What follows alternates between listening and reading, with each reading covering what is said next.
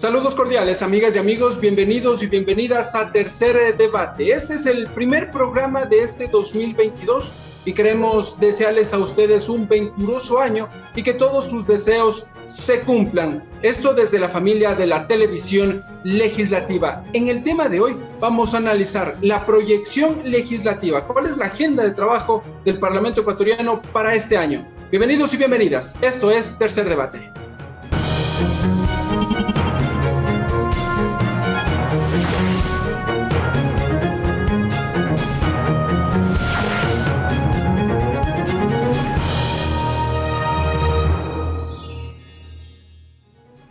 Para conversar sobre la agenda parlamentaria para este año, hemos invitado a la asambleísta Natalia Arias. Revisemos su perfil. Natalia Arias, economista, magíster en Gobierno y Cultura de las Organizaciones, asambleísta nacional, integrante de la Comisión del Desarrollo Económico Productivo y la Microempresa, segunda vocal del Consejo de Administración Legislativa. Y para complementar este diálogo, hemos invitado al asambleísta Darwin Pereira, quien nos entregará sus puntos de vista respecto de la agenda parlamentaria para este 2022. Revisemos su perfil. Darwin Pereira, abogado, asambleísta por la provincia de El Oro, integrante de la Comisión de Educación, Cultura, Ciencia y Tecnología, Innovación y Saberes Ancestrales. Primer vocal del Consejo de Administración Legislativa.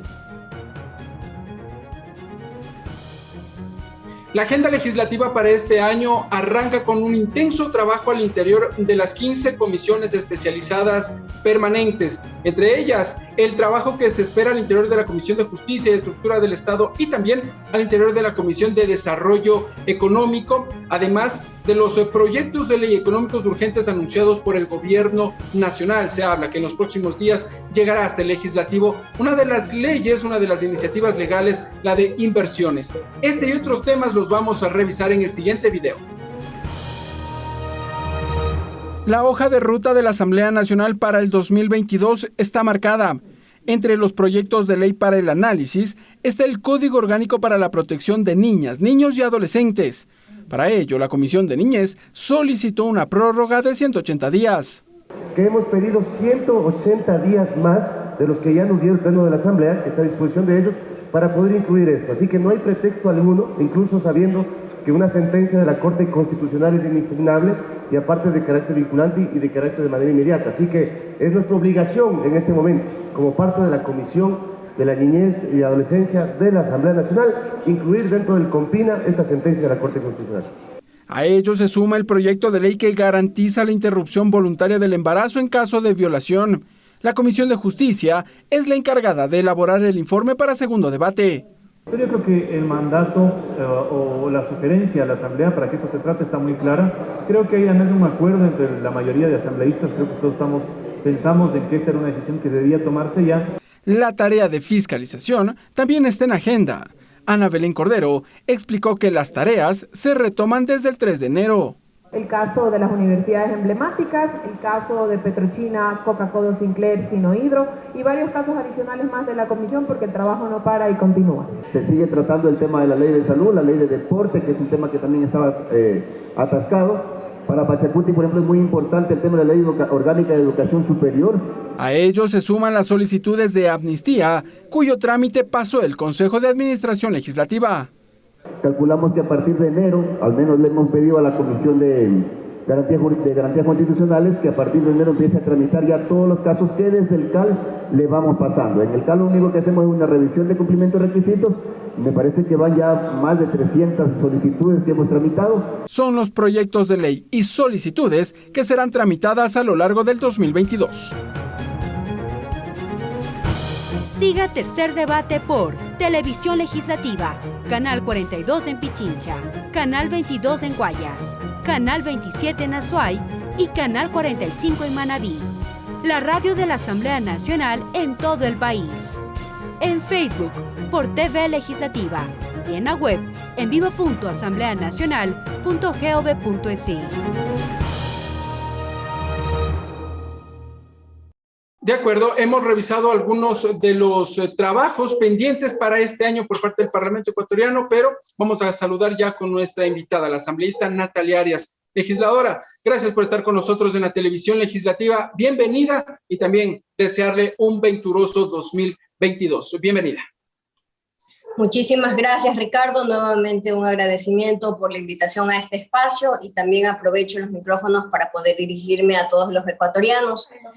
Este es un año que nos va a permitir consolidar la reactivación y, por supuesto, pues tener cada día más oportunidades, que el 2022 esté cargado de ellas.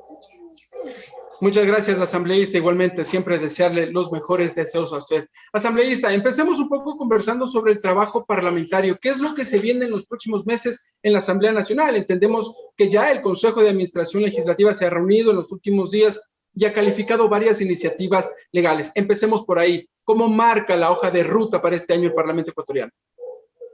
Permítame referirme primero a aquello que corresponde, pues, el marco de acción de la Asamblea Nacional, que en este caso es la Agenda Minga por el Ecuador. Esta fue una agenda consolidada con todas las bancadas para poder tener como mencionaba, pues un marco de acción y que incluya todos los ejes que sean necesarios, en este caso son 5, para poder realmente responderle a los ecuatorianos por los proyectos que hemos trabajado de manera que se pueda abarcar pues la mayor cantidad de necesidades y también pues se puedan afianzar aquellos derechos que les corresponden. El principal de ellos es un derecho al trabajo a través de la agenda de reactivación.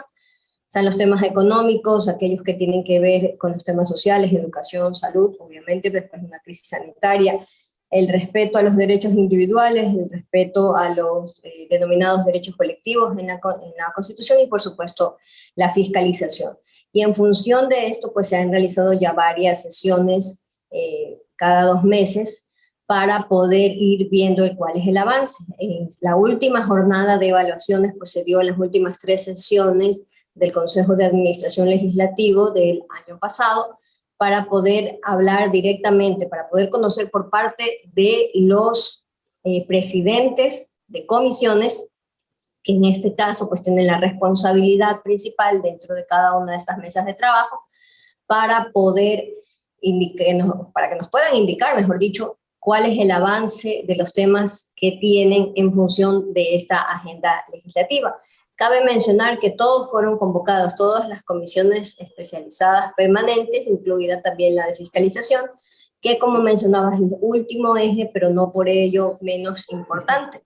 La legislación y la fiscalización efectivamente son las tareas principales, pero se complementan entre sí. Muchas veces se considera que son tareas aisladas. No, se complementan entre sí y esto es lo que alimenta a su vez los resultados también de esa fiscalización, algunos ajustes que se necesiten dentro del marco normativo. Entonces ya tenemos un buen paneo de cuál es el avance, que ha sido, pues, por supuesto, significativo. Hay comisiones que son mucho más productivas que otras, sin embargo, en general, pues, esto es algo que es una buena noticia que hay que, por supuesto, poder transmitir a la ciudadanía. Ha habido un avance significativo en ese tema. Asambleísta, en efecto, a ver, el año anterior, la Asamblea Nacional dentro de su planificación tenía más o menos aprobar cerca de 80 normativas, me corrige si estoy equivocado, dentro de la agenda parlamentaria 2021-2022.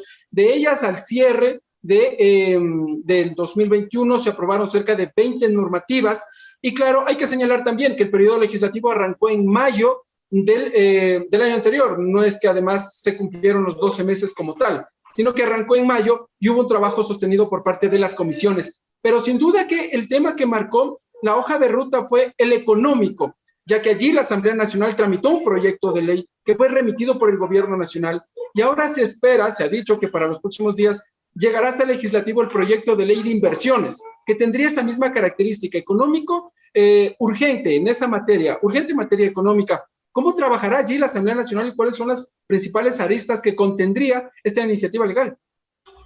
Efectivamente, dentro del número de proyectos que ya se han aprobado en la Asamblea Nacional, pues tenemos aquellos que quedaron del periodo anterior, por ejemplo, la Ley de Economía Circular, la Ley de Emprendimiento Juvenil y también pues la ley que le responde o busca responder a las provincias de Esmeraldas y Manabí después de mucho tiempo. Sin embargo, esto es algo que no se concretó en el periodo pasado y le correspondía como responsabilidad prioritaria a esta legislatura. Esos son proyectos que hemos heredado del periodo anterior y a los que se les dio, por supuesto, pues la prioridad del caso. Son proyectos que de hecho todos fueron tratados dentro de la comisión a la que me pertenezco, la Comisión de Desarrollo Económico, Productivo y la Microempresa, quien además también pues tramitó la ley urgente en materia económica. Ahora pues todos conocemos que entró por el Ministerio de la Ley. Ya nos encontramos en este momento estudiando el reglamento que se ha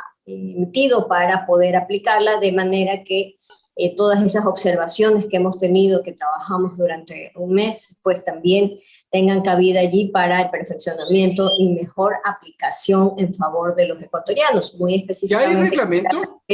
Sí, ya entró. ¿Ya existe un reglamento ya para la ley de economía? Recordemos que es un proyecto de ley que abarcaba, además de los temas tributarios, sobre el que ya se ha emitido el reglamento, que en este caso, además tiene también pues los temas reformas al Código Financiero, reformas también a la ley relacionada pues, a los temas petroleros y algunos otros. Entonces, el reglamento que se ha emitido, porque tenía que entrar en vigencia los primeros días de este año, es el relacionado a los temas tributarios. Sin embargo, pues siempre se puede perfeccionar y esto pues en función de aquello que nosotros hemos identificado como mesa. Principalmente, pues, hemos trabajado estos temas con los integrantes de la bancada del Acuerdo Nacional, en la que creo participa, y de esa manera, pues, lograr que el RIMPE, que es esta nueva figura que tenemos para poder ingresar hacia el emprendimiento, esos 3 años que acompañan y acompañarán a los nuevos emprendedores, pues, realmente sean lo más efectivos posibles en favor de esa reactivación económica. De nuevo, estos son los temas que ya hemos ido avanzando. Con respecto a su pregunta, que es de aquí a lo que va a venir, pues no, tenemos mucha expectativa realmente de la ley de inversiones, porque esta irá perfeccionando también aquel propósito que tenemos desde el primer día de gobierno, que es aportar a la seguridad jurídica, que no es una cosa distinta que lograr que el país se convierta realmente en un foco de inversión y que no se siga ahuyentando. Antes Ecuador era una isla entre Perú y Colombia, en el sentido de que la inversión inversión extranjera directa propiamente, pues era captada por estos 2 países, dejando a Ecuador absolutamente atrás por la falta de reglas claras. Ahora Ecuador se ha convertido pues, por distintas situaciones políticas en el resto de países, Ecuador se ha convertido en un destino atractivo que tiene que consolidarse en ese sentido para lograr la inversión. El cierre de la... Y en ese sentido, asambleísta, sí, finalmente, ¿cómo han avanzado también los diálogos con el gobierno? Porque finalmente esta será una iniciativa del gobierno nacional, entonces se entiende que habrán algunos lineamientos, algunas aristas que podría contener esta iniciativa legal. En efecto, recordemos que esto es parte de una trilogía, podríamos decir, de proyectos que estaban contenidos dentro de la ley de creación de oportunidades, que tuvo que ser dividida para poder pues, ser tramitada dentro de la Asamblea. Distinto al criterio que nosotros teníamos, sin embargo, pues se acogió este criterio para mejor tratamiento, ya se trató, en este caso ya se debatió y entró en vigencia la ley de desarrollo económico. Ahora va a ingresar próximamente la ley de inversiones, y de la misma forma, estos son proyectos que ya se habían venido discutiendo en jornadas amplias dirigidas principalmente por el Ministerio Rector de la materia, que en este caso pues es para el tema de inversiones el Ministerio de Producción. Asimismo también en el caso laboral pues el Ministerio de Trabajo, y en el caso de la reforma tributaria el Ministerio de Finanzas. Entonces cada uno de ellos ha asumido esta responsabilidad con la ciudadanía, con las representaciones gremiales en un sentido muy amplio, y además también pues escuchando a los académicos para poder ir mejorando el planteamiento contenido en estos proyectos de ley. De acuerdo, asambleísta. Bueno, finalmente esperaremos a que el Ejecutivo lo remita para ya empezar a conversar sobre una base sólida de lo que contiene esta iniciativa legal, sin duda. Pero dentro de la planificación para este año está el tema sanitario y la Asamblea Nacional, de lo que se observa, precisamente tramitará ya en los próximos días una iniciativa legal que fue discutida al interior de la Comisión de Justicia que busca paliar, yo no sé si paliar, pero sí normar las disposiciones que se tomen en el sector, en el ámbito de la pandemia, porque hemos observado que en los últimos días el COE Nacional ha emitido disposiciones, pero en su mayoría son exhortos que muchos de los COEs cantonales no han sido acogidos. ¿Qué va a hacer la Asamblea Nacional al respecto en el tema sanitario?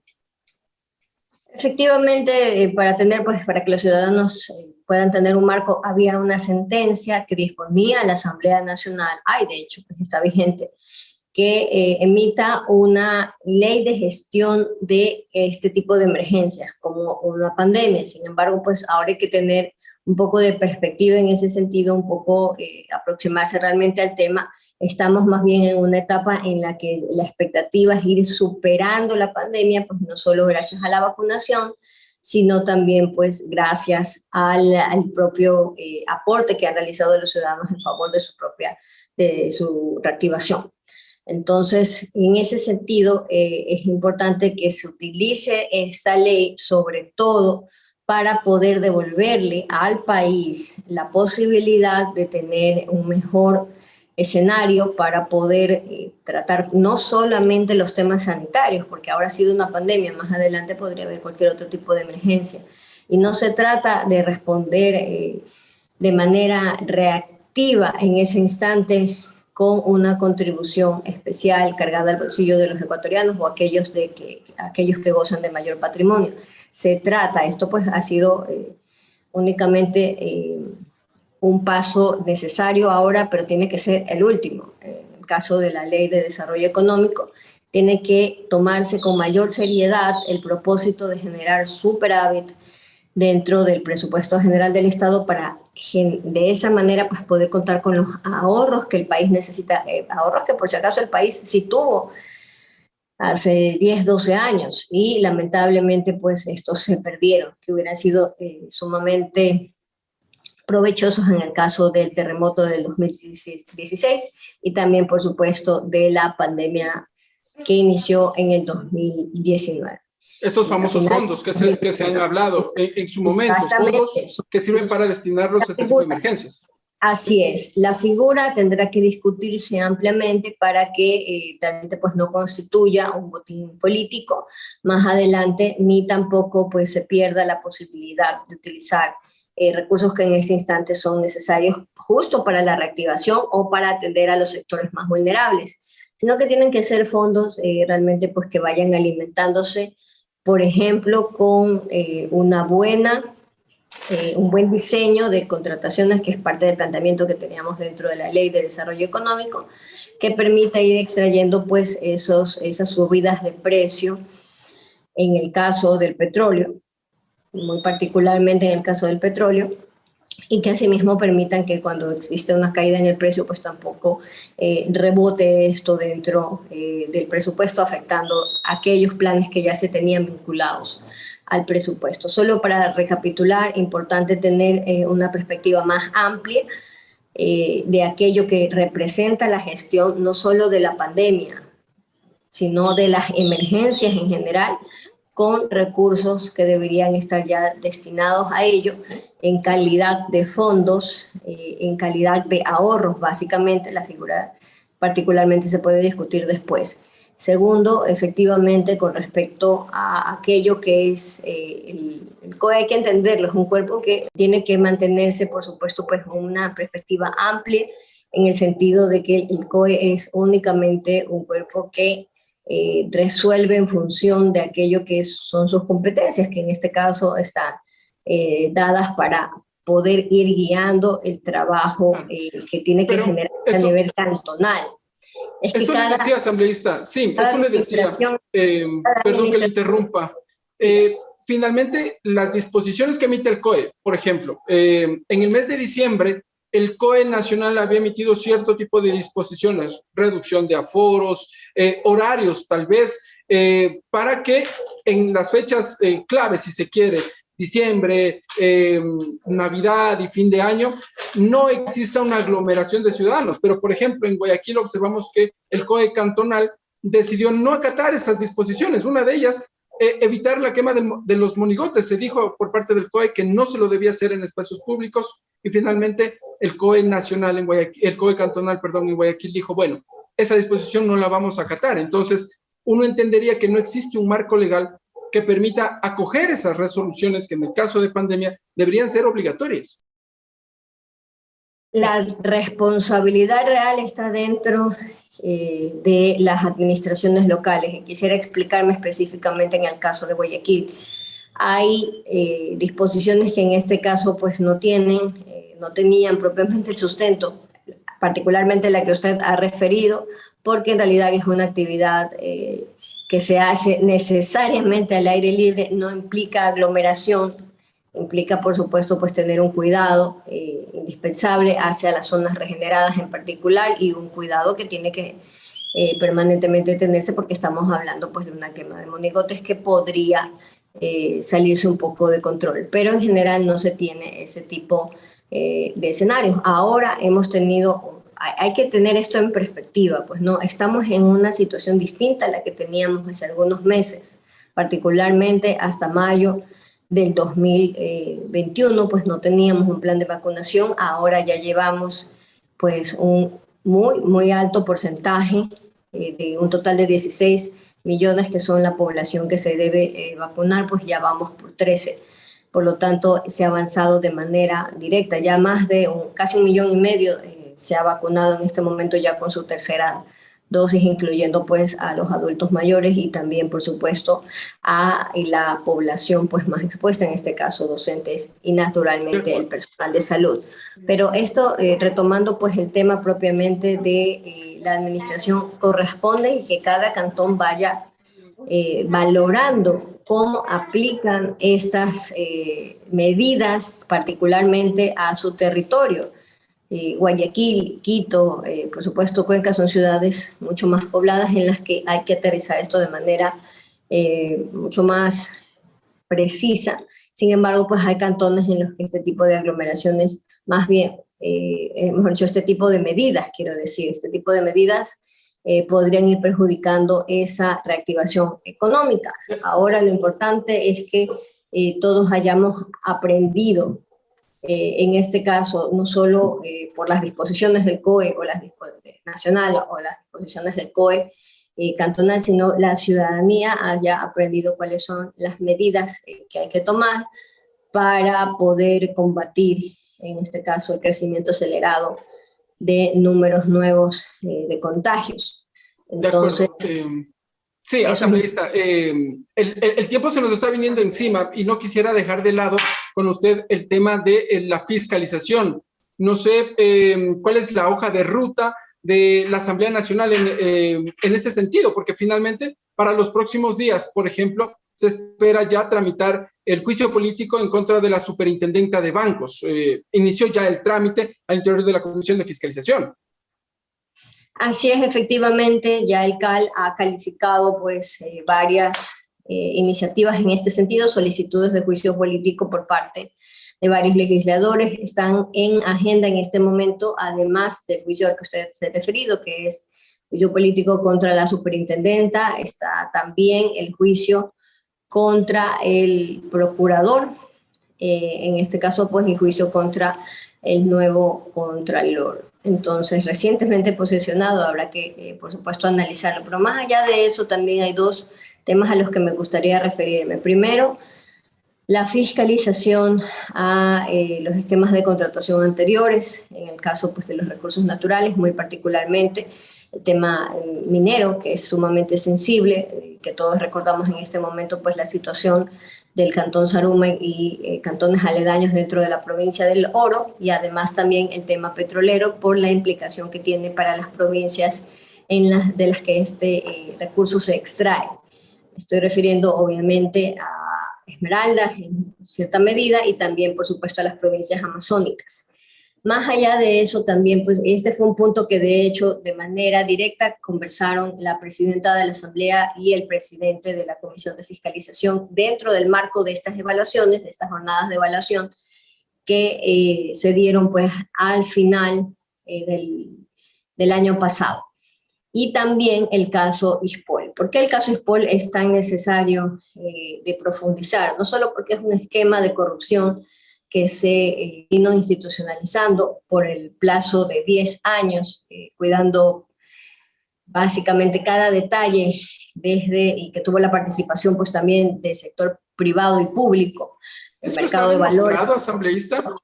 ¿Está demostrado este esquema que se había utilizado a través del sistema Sucre? Hay evidencia abundante, está el recuento, en este caso pues el recuento no solo dado por algunos implicados en el caso, sino también por la institución financiera, el banco, que en este caso fue Citibank, que fue describiendo cosas que no se admitió dentro de los funcionarios acá. Sin embargo, pues cuando ya esto fue avanzando en investigaciones por parte de la justicia americana, pues en ese sentido sí hubo evidencia y admisión de las responsabilidades por parte de Citibank y las casas de valores asociadas a este esquema. Es importante que esto se defina, es importante que se responsabilice con nombre y apellido a quienes en este caso han tenido participación en el esquema.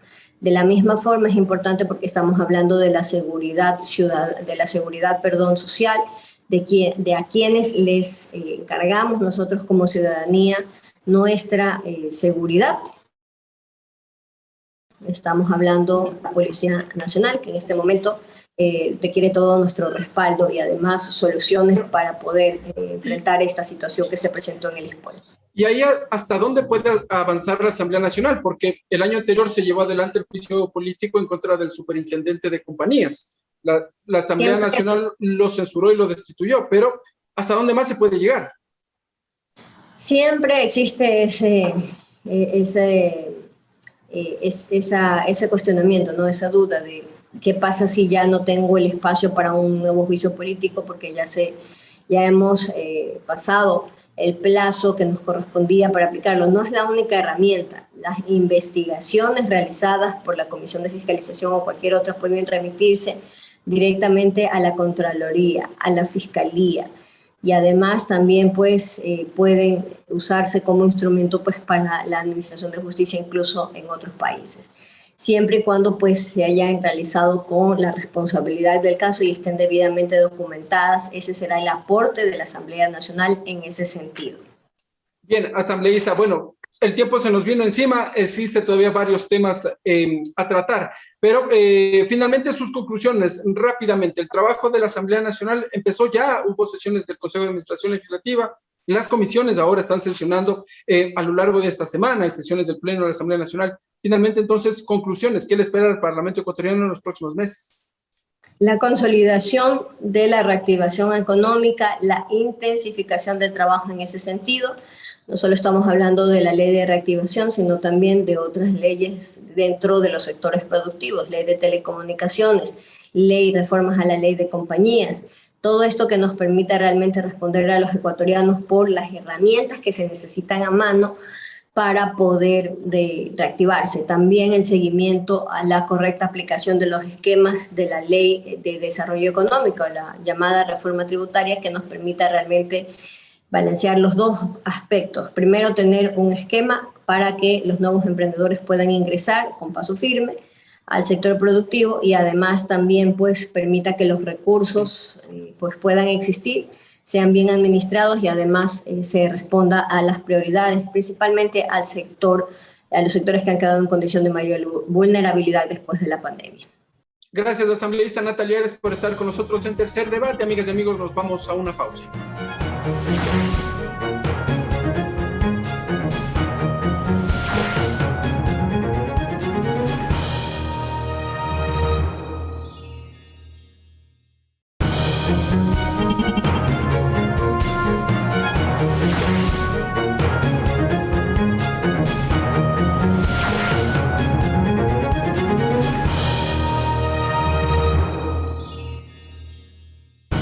Siga Tercer Debate por Televisión Legislativa, Canal 42 en Pichincha, Canal 22 en Guayas, Canal 27 en Azuay y Canal 45 en Manabí.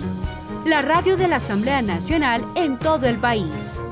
En Facebook por TV Legislativa y en la web en vivo.asambleanacional.gov.es.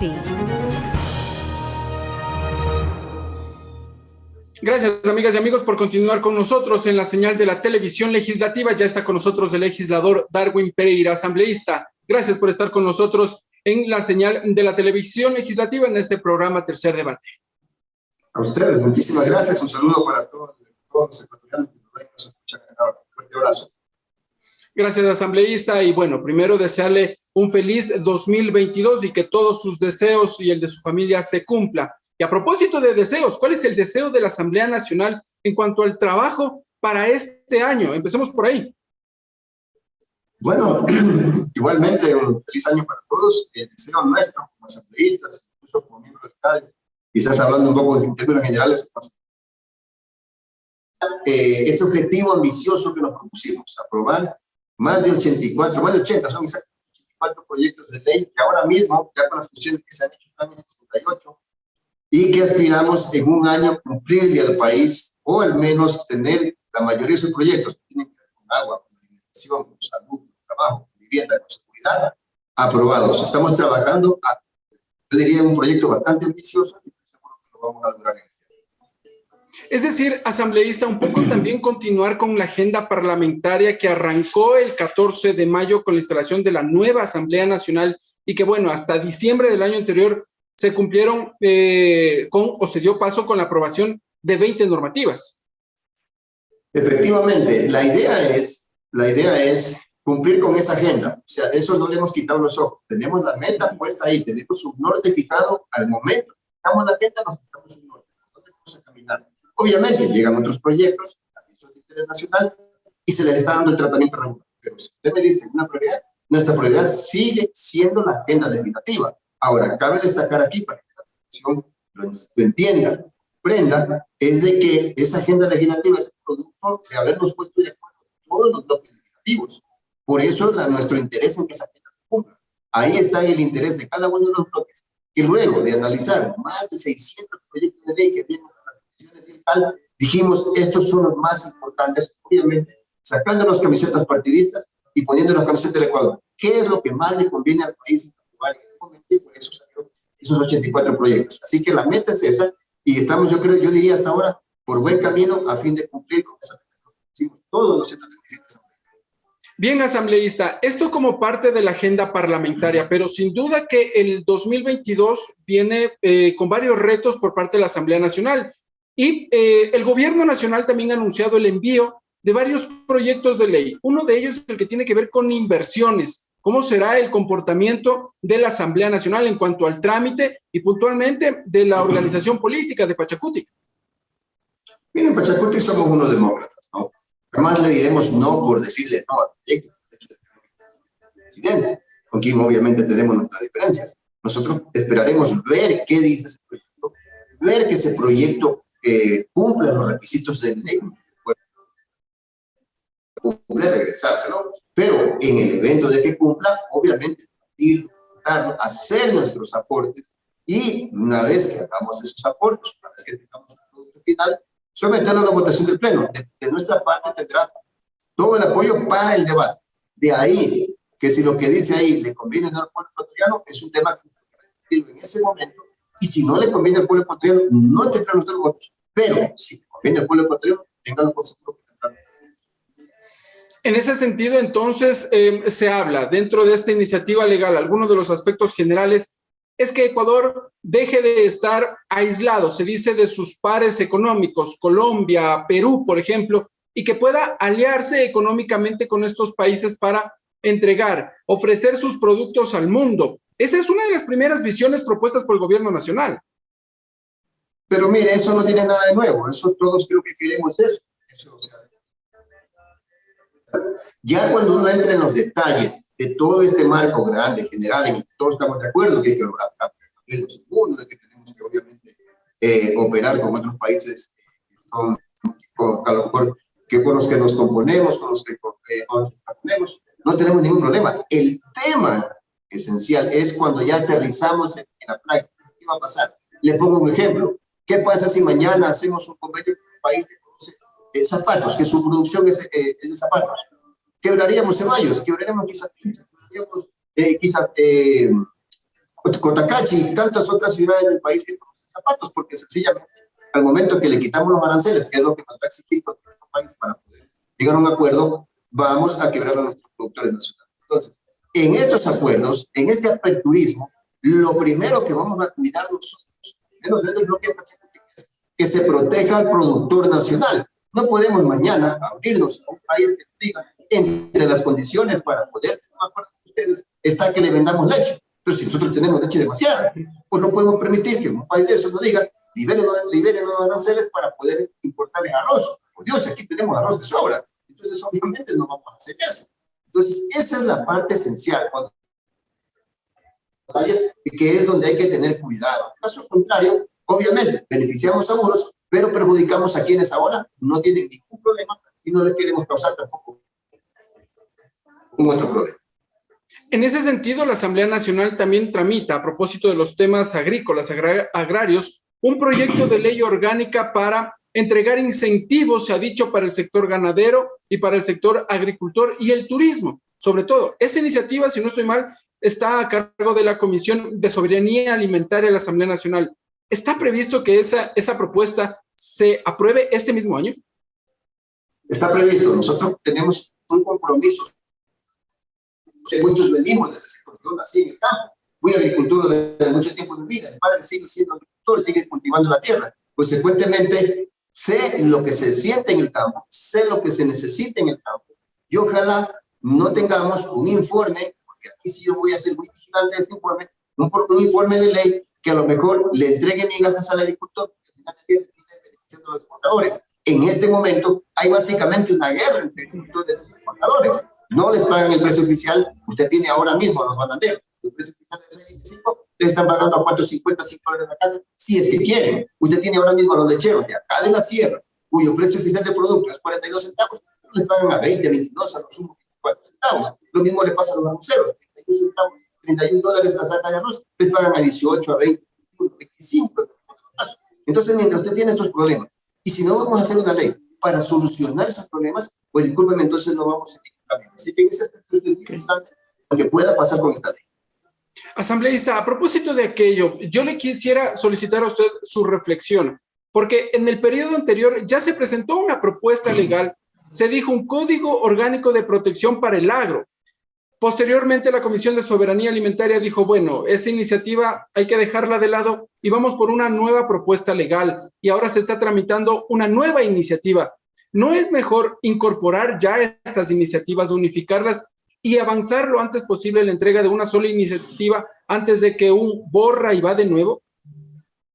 Yo estoy de acuerdo con usted. A veces no necesariamente es que lo nuevo nos hace bien, porque no es que lo que tenemos nos ha hecho mal. De una otra manera, el país está caminando por lo que tienen. En el campo agrícola, pues obviamente tenemos leyes que de una u otra manera han ayudado a los agricultores y que están ahí. Tenemos la lactosa, tenemos un tema de agrocalidad, tenemos un tema de, ahora mismo, una ley del banano que tiene precios especiales, una ley que dice que los productos tendrán precios especiales. Lo que nos faltaría es reforzar eso.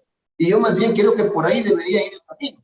Claro, si ya la asamblea anterior deja una tarea de decir, bueno, ya está aprobado el primer debate, o ya está aprobado este proceso, implica una nueva ley, bueno, a veces toca bailar con la más fea, como dicen en mi tierra, pero en todo caso lo que sí vamos a hacer es cuidadosos de que en este momento ese producto que vaya a salir como una ley en realidad beneficie a los agricultores. Si dando una vuelta tanto tiempo, discutiendo tantos debates, para llegar a lo mismo, definitivamente, Bien, asambleísta Pereira, hemos analizado ya los temas que tienen que ver con el sector del agro y con los temas de inversiones.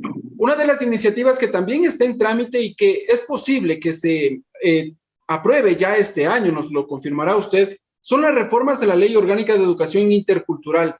Iniciativa que arrancó su trámite el año anterior, pero que al parecer la Comisión de Educación se ha detenido en la entrega del informe definitivo. ¿Qué ha pasado allí? Sí, la Comisión de Educación tiene en este momento dos leyes de educación muy importantes para el país. La Ley de Educación Intercultural, que es la ley para el sector medio y el nivel primario y el nivel medio, y la Ley de Educación Orgánica, la Ley Orgánica de Educación Superior, ¿no? Son dos leyes que tenemos en nuestra mano. A una que obviamente la Corte Constitucional nos dispuso que discutamos 2 artículos, porque el resto los declaró constitucionales y consecuentemente están legales. No obstante, en el caso de esta ley, el compañero presidente de la Comisión de Educación, Manuel Medina, ha presentado una reforma, es decir, porque cree que hay artículos que se pueden mejorar. A ello agreguémosle que por mandato de la Corte Constitucional, nosotros en febrero estaríamos entregando ya el informe con las observaciones que nos hizo la Corte Constitucional. Eso nos llevaría a que este año tendríamos toda la ley orgánica intercultural prácticamente aprobada. Lo mismo, exactamente lo mismo, y por el mismo camino, estamos haciendo el mismo esfuerzo sobrehumano con la Comisión de Educación, va a pasar con la Comisión, con la Ley Orgánica de Educación Superior, para el tema de universidades, de institutos. Obviamente necesitamos un nuevo cuerpo legal, y ese cuerpo legal tiene 14 iniciativas, incluidas las del presidente. Entonces, no ha sido una tarea fácil, pero nos hemos comprometido hasta mediados de febrero de tener listo también el primer informe para que lo conozca el país y sepa por qué camino vamos. Hemos tamizado todo, no hemos desechado ninguna de las propuestas. Las 14 propuestas han sido tomadas en cuenta y el país lo conocerá a mediados de febrero. Es decir, entonces, para febrero ya tendríamos los informes a lo que concierne a la LOEI y a la LOES, Ley de Educación Superior, y a la Ley Orgánica de Educación Intercultural. Correcto, correcto. Para mediados de febrero tendríamos ya las 2 leyes para el primer debate. Ok, asambleísta, pero recordar un poco también que en los últimos meses se ha hablado por parte del gobierno nacional el libre acceso a las universidades. Yo no sé si en la Ley de Educación Superior se entrega esta posibilidad para que exista un libre acceso, se abran las puertas para que masivamente los estudiantes puedan ingresar a las universidades. ¿Cabe esa posibilidad? A ver, el libre acceso a la universidad siempre va a requerir un grado de corresponsabilidad del estudiante. Lo que no estamos de acuerdo es que un examen en que demora 1 hora, 2 horas, tome el tiempo que usted quiera, define el futuro de un joven. Eso no. Nosotros creemos que debe haber otra forma de definir quiénes deben ingresar a la universidad y quiénes no. Como pasaba antes. ¿Qué pasaba antes? Había un propedéutico, había un preuniversitario, y a través de este se podía decir que estos están en capacidad de seguir la universidad, y estos jóvenes definitivamente no les interesa, porque a lo mejor no les ponen interés, porque por cualquier otra cosa a la universidad. Pero eso no era libre acceso. Eso sucedía en el pasado. Pero eso no era libre acceso, nunca hubo libre acceso. Nunca hubo libre acceso, y obviamente ahí más bien lo que hubo fue una mejor forma de escoger a quienes deberían ingresar. Porque imagínense un estudiante que a lo mejor tiene un problema el día anterior con su familia, con su novia, qué sé yo, ¿sí? Llega a dar la prueba y en ese momento no va a ir bien. Y resulta que por esa prueba, por ese día, su futuro se truncó.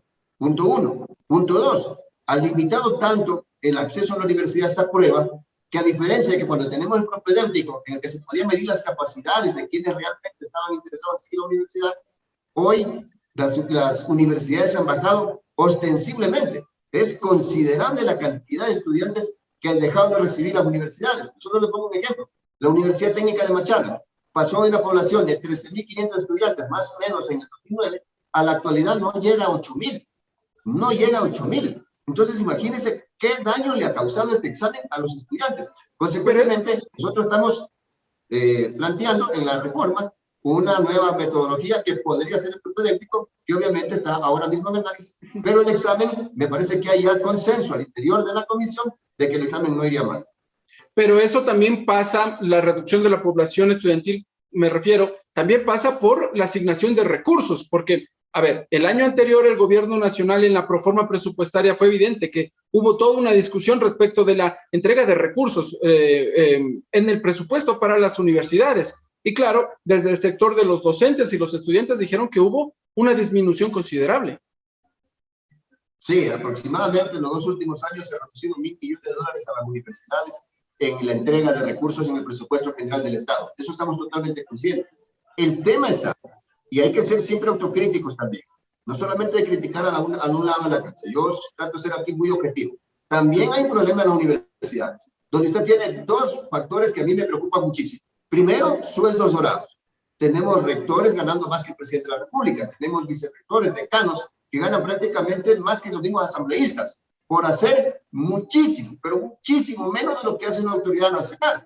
Entonces, ahí usted tiene un problema, tiene decanos, tiene subdecanos, tiene coordinadores de carrera, tiene un sinnúmero de sueldos dorados que no le ayudan a la educación para nada. Punto uno. Punto dos, tiene un problema al tema de la disminución de presupuesto. Como dicen en la lengua popular, no hay que dar chance. ¿Qué pasó? Lo que pasó es que no tuvieron la capacidad de ejecutar todo el presupuesto. Y cuando no ejecutaron todo el presupuesto, el Estado dijo, ejecutar todo el presupuesto, entonces no les está haciendo falta tanto dinero. Y ahí como que hubo la apertura para que el Estado argumente que no necesita tanto dinero y que por lo tanto les puede quitar dinero. Y yo quisiera agregar un tercer momento. Las universidades se han dividido. Unos pelean por un lado, unos se colocan a favor del gobierno, porque como les ponen un poquito más, se quedan callados, y otros se quedan muchas veces solos gritando contra el mundo. Nosotros le hemos dicho a las universidades, en esta ocasión, cuenten con la Asamblea Nacional y hagamos un solo equipo. Pero si cada quien reclama por su lado, creo que la disminución de recursos va a ser cada vez más cruel, y obviamente estamos en contra de eso.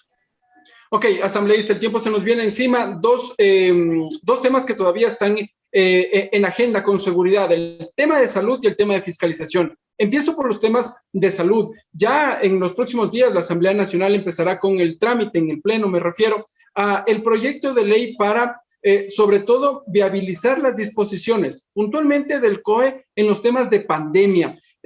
¿Cómo va a trabajar la Asamblea Nacional para dar paso? Se ha dicho que el Ecuador no cuenta con una normativa legal referente a estos temas puntuales como la pandemia. Mire, quizás no cuente con una normativa específica para el tema, pero las herramientas la han tenido. Las herramientas la han tenido.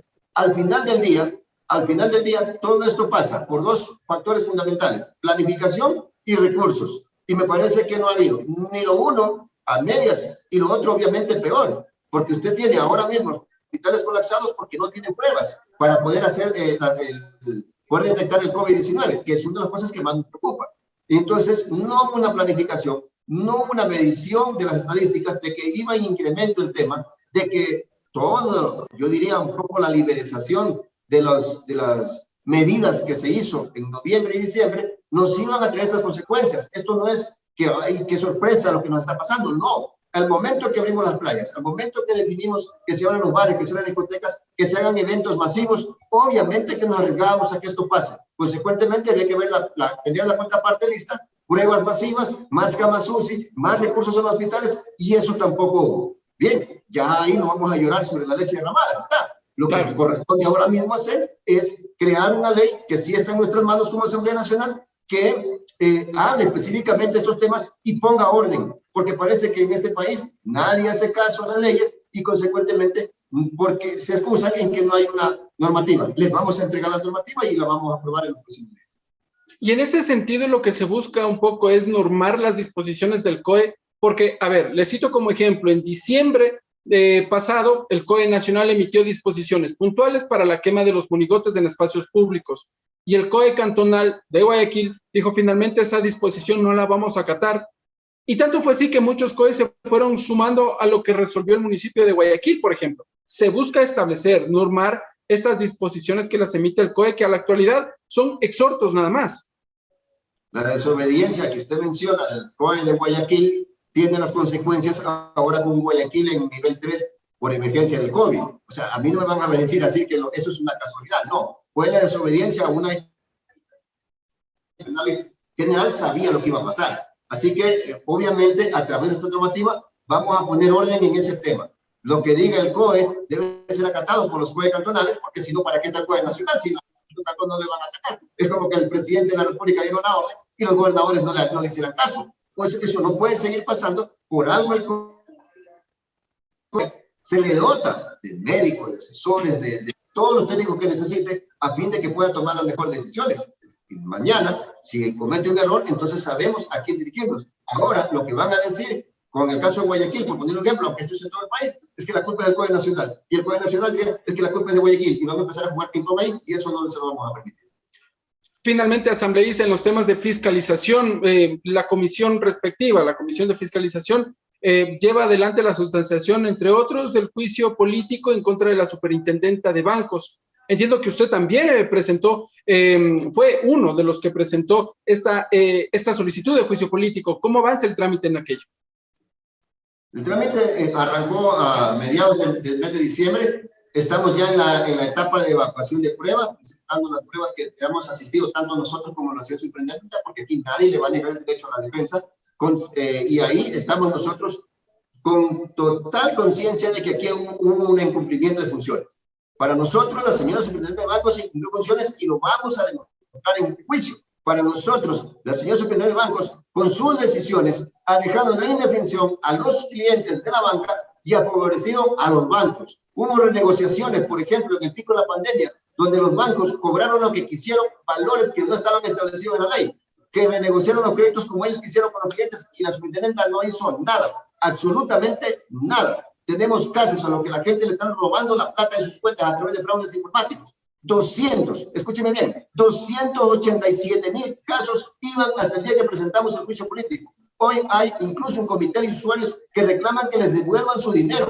Cuando le preguntamos a la señora superintendente qué ha hecho al respecto, nos contesta que ella ha conocido más o menos 6,800 casos y que los bancos ya están de buena fe tratando de arreglar el problema. No, la señora superintendente tiene que sancionar a los bancos porque ellos tienen que proteger nuestro dinero. Por algo lo ponemos ahí, pues si no, entonces vayámonos por el cuancho banco. ¿Para qué queremos un sistema financiero que va a permitir que nos roben el dinero? Así que hay muchos temas que responder. Son 8 causales que hemos planteado y vamos a demostrar cada una cómo fue incumpliendo funciones. Quizás una de las más graves, mi estimado amigo, y lo vamos a demostrar porque tenemos las pruebas en nuestras manos, es el cobro de intereses sobre intereses que ejecutó la banca y que a pesar de que la superintendencia lo conoció, en lugar de sancionar al banco, la señora superintendente archivó el caso. Eso lo vamos a presentar en este juicio político porque el país debe conocer que las autoridades de este país deben estar no para proteger a los bancos, sino para proteger en este caso a los usuarios. Bueno, nos decía que entonces existen ocho causales para llevar a juicio político. Recuerdo una que, por ejemplo, el año anterior, una institución financiera privada del país sufrió un ataque a su sistema de seguridad. Por ello también la superintendenta fue llamada al Pleno de la Asamblea Nacional y entregó sus descargos. Palabras más, palabras menos, un breve resumen. Ella dijo que no tenía mayor responsabilidad porque eso había sucedido a la institución financiera privada y que no tenía mayor responsabilidad. ¿Qué decir ante aquello, asambleísta? Me parece que lo que ella dijo fue una burla al pueblo ecuatoriano, porque resulta que en el caso de esa institución financiera a la que ella se refería, era la tercera vez que le pasaba. Era la tercera vez que le pasaba. O sea, a mí me da la impresión de que en este país no tenemos autoridad de control, pues. Porque está bien que le pase una vez, yo le entendería, bueno, que no tengo responsabilidad, son eventualidades que le pueden pasar, no hay problema. Pero le pasó otra vez. ¿Y qué hizo? Yo le preguntaba a la señora, ¿qué hizo al respecto? Le mandé una carta. ¿Y qué le contestó el banco? Me mandó otra carta. Oiga, usted parece la superintendencia del carteo, pues. El país no le paga para que usted mande cartas con el banco. Usted tiene que obligar a los bancos a que contraten los mejores sistemas de seguridad para que garanticen nuestros depósitos. Si los bancos no están en esa capacidad, además de que ella se lo ha pedido, y los bancos no le hacen caso, usted tiene todo el peso del Código Orgánico de Materia Financiera para sancionarlos. Y eso no ha hecho. Mandándose cartas con los bancos, discúlpenme, por favor. Ahora bien, asambleísta, esto en cuanto a la solicitud de juicio político en contra de la superintendenta de bancos. ¿Cuáles son los otros procedimientos que llevará a cabo la Asamblea Nacional en los siguientes meses?